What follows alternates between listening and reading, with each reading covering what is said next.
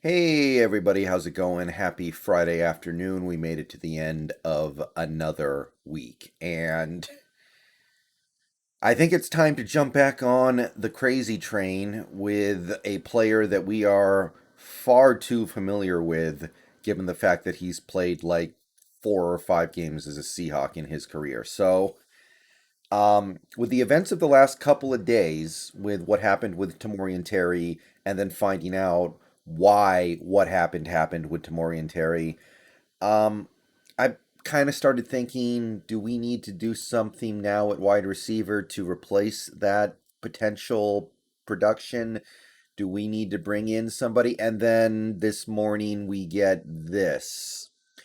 Per Adam Schefter, Josh Gordon officially has submitted his reinstatement letter to NFL Commissioner Roger Goodell and hopes to be with a team for training camp per a league source.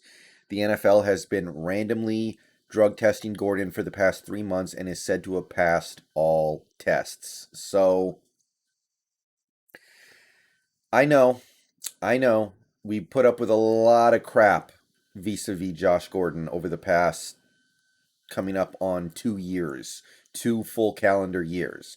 We sign him, we use him, he gets kicked out the league, comes back the next year, his suspension's about to be lifted, he's back. Oh no, he's not. He's back, get kicked out of the league. And by the way, sorry about the machinery back there. Um, just you know, it's it's been a drama train with Josh Gordon, but I can't help myself. I saw this and I immediately started thinking, we just lost a receiver who I think was going to make the roster. So does it make sense to bring in a guy like a Josh Gordon? I know they're not anywhere near the same thing. Tamorian Terry was a young kid with a lot of potential. Josh Gordon is a veteran who you hope can give you a little bit of depth now. But now that we're in this position where we're down one receiver that most of us thought was going to make the team in some capacity, do we go after Josh Gordon if he gets back in the league? Because as near as I could tell from last year, he got kicked out the league because he failed a test. So if he's passing his tests now, maybe he can actually play football this year. And if he can, should it be as a member of the Seahawks? I'm looking at this depth chart, this 90-man roster. By the way, this is updated now with the latest and greatest information. As far as I know, I now have this fully up to date with all the latest information. It's not a full 90-man roster. There are still quite a few open spots here, but we haven't filled them to my knowledge. So when we do, I'll fill out the rest of the roster. But in terms of the really important stuff, this is pretty comprehensive. And I'm looking at this receiver depth chart, and what I said about Tamorian Terry kind of applies to Josh Gordon.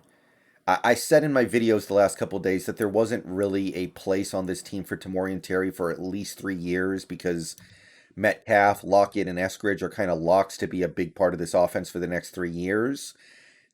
But the thing is, Josh Gordon's role, if we picked him back up, would be very different from a guy like Terry. Terry was a guy who was going to sit on the bench for a year, maybe two, and then look to become a big time player. Josh Gordon is just trying to find a team that will let him play every now and then and make it through the season without getting booted out of the league again. So Josh Gordon, if you brought him in, I believe that he would be better than Freddie Swain. I believe he would be better than Penny Hart.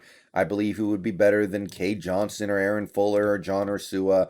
I believe that if you brought in Josh Gordon, he would immediately be your number four wideout, and he would be able to spell Metcalf, Lockett, and Eskridge on certain downs. He would be good enough to where you feel like you're not giving up that much when you put out Josh Gordon for a play or a drive or whatever. So his situation would be a little different. If we got Josh Gordon, we would expect him to start playing pretty much immediately because he had so long to learn the playbook. Granted, it's a new playbook, but a lot of the old stuff is getting incorporated anyway. He's played with this quarterback before. He's played with this head coach before, for whatever that's worth. So if you bring in Josh Gordon, obviously we're talking a minimum contract, maybe a couple grand over a minimum contract, and you're getting somebody who you would expect to be whatever it is he can be from day one. And I don't know. It's not that losing to Maury and Terry changed anything for this year because I wasn't expecting very much from Terry this year anyway. But Freddie Swain, he's a decent enough player. He has a place in the league, but I'm not convinced he's going to be anything special. I know Penny Hart had an amazing training camp, but I can't help but see that as just Pete Carroll being Pete Carroll when he talks about how amazing Penny Hart is. I think a lot of it is exaggerated. Cade Johnson, I'm not expecting much from as a rookie. Aaron Fuller, I like Aaron Fuller, but at a certain point, it's either going to happen now or it's never going to happen. John Ursua, yeah, right. And yeah, so we don't have a lot of really reliable depth on this team, and we really can't survive an injury to the top three. So I'm starting to think the Josh Gordon thing might actually make some sense. And I want to remind people, I want to point out that, well, I'm not going to talk about what Josh Gordon did his first couple years in the league or what he did in 2018 for the Patriots because that stuff doesn't matter anymore. Not really anyway. It was a lifetime ago. It was multiple suspensions ago. It was, he's a different player now. He has very little in common with the Josh Gordon of 2013. But last time he played in the NFL, when he gave us 5 games in 2019, it was a small sample size, but he was giving us 12 and a half yards a target. The dude made a big play down the field against the Panthers. He made clutch third down grabs against the Niners. Both games where we needed his contributions to score a win.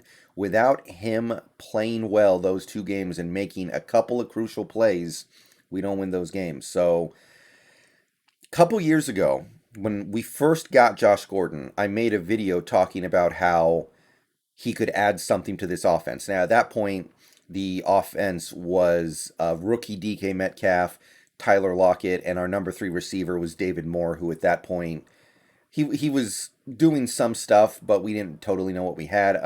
We still had Jerron Brown. It is different now, but I talked about how his career yards per target average, when he had been allowed to really spread his wings, had been very impressive, and he had done that without playing with good quarterbacks. So I remember saying that he could add an additional yard per target beast to this offense if he can come in and play well, and that's what he was doing for the 5 games he was actually on the field.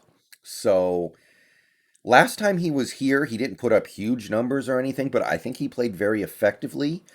And look, I don't think he's better than our top 3. Although I do want to stress here, Dwayne Eskridge is a rookie. You never know what you're going to get with him. To just assume he's going to go kill it just because he was a second round pick and just because he's having a good rookie minicamp or whatever, that would be a mistake.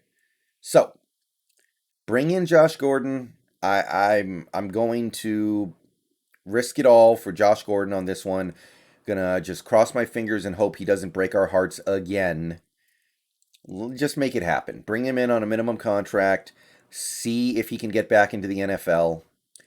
And if he does, you've now got credible protection against a wide receiver injury. Because as of right now, if one of these top 3 guys go down, I'm not excited about Freddie Swain or Penny Hart or anybody really getting a lot of wide receiver snaps. So I say make it happen. I remember how effective Josh Gordon was when he was here for a few games in 2019. I want to see if maybe we can bring that back. This guy is like 30 years old. He should have something left. All right, I'll see you guys later tonight. Peace out. Go Hawks. Let me know what you think about Josh Gordon in the comments. Would you bring him in to replace the Tamorian Terry spot, even if he wouldn't be replacing Tamorian Terry's role? Peace.